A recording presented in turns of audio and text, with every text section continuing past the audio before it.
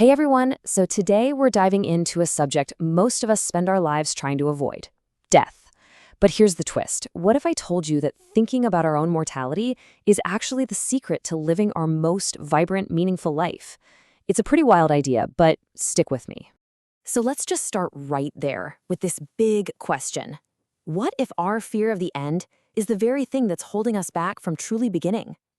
We're going to explore how facing this one single reality can be the most powerful wake-up call you will ever get. All right, so here's our game plan.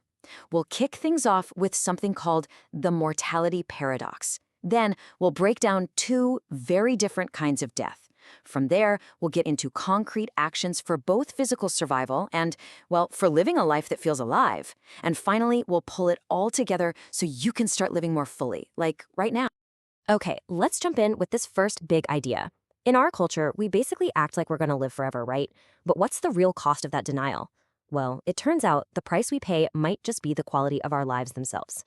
You see, acknowledging that our time here is limited isn't about being morbid or gloomy. It's actually about liberation. It truly is the ultimate wake-up call. The moment you realize the clock is ticking, everything just snaps into focus. All the petty stuff fades away, and suddenly living with real intention feels not just important, but absolutely necessary. And when we deny mortality, well, that can lead to something called unconscious sleepwalking. You know that feeling, right? Just going through the motions day in and day out, putting your dreams on hold for some someday that might never even show up, wasting your precious time on things that, when you really think about it, just don't matter.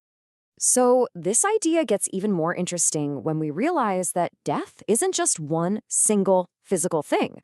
We actually have to understand that there are two totally distinct types of death we should be thinking about. And that brings us to this concept of existential death.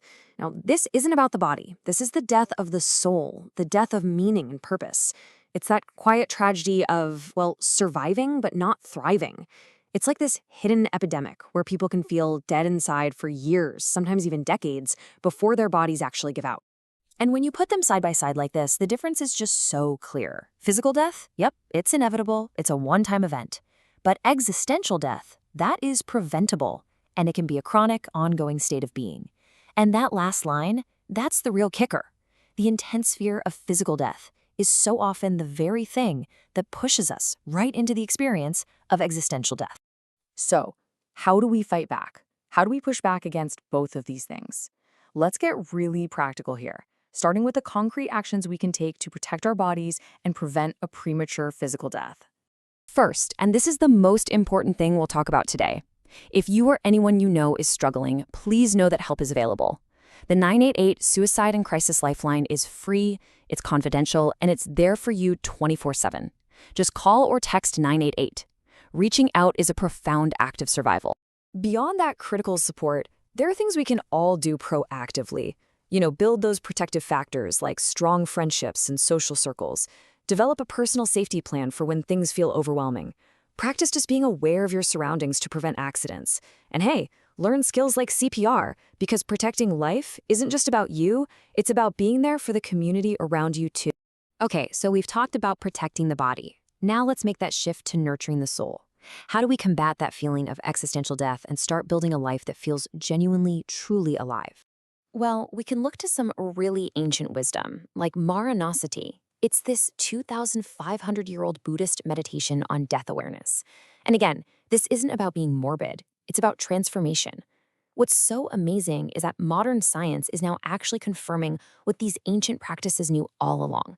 Contemplating mortality can seriously reduce our anxiety and deepen our gratitude for the life we have right in front of us. So what does this look like in your actual day-to-day life? Well, it really boils down to four key things. Cultivating gratitude for the simple stuff. Building real, meaningful relationships. Chasing goals that actually align with your values, not just what society expects. And yeah, regularly taking a moment to reflect on your mortality to keep your priorities laser-focused. All right, in this last section, we're going to bring it all home. We're going to see how these two streams, physical safety and existential awareness, come together to create one single, powerful way to live consciously. This is where it all clicks. Look, on one side, you have actions like healthy habits and safety plans that protects your body. On the other, you have practices like finding your purpose and connecting with people that nurtures your soul. But when you combine them through the conscious choices you make every single day, that's where the magic happens.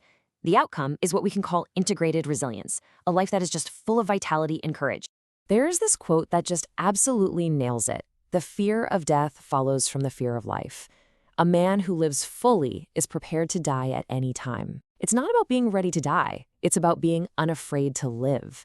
And when we truly live, the fear of it ending starts to lose its power over us. And this is really what it all boils down to. You are in the driver's seat. Every single conscious choice you make today, every moment of real presence, every authentic conversation, every action you take that aligns with who you really are, that is an act of resistance. That is how you stop yourself from dying before you're dead. In the end, it all comes back to this simple but incredibly profound piece of ancient wisdom.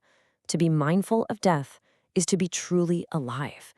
Being aware that it will end isn't a burden. It's the very thing that wakes us up to the absolutely precious gift of right now.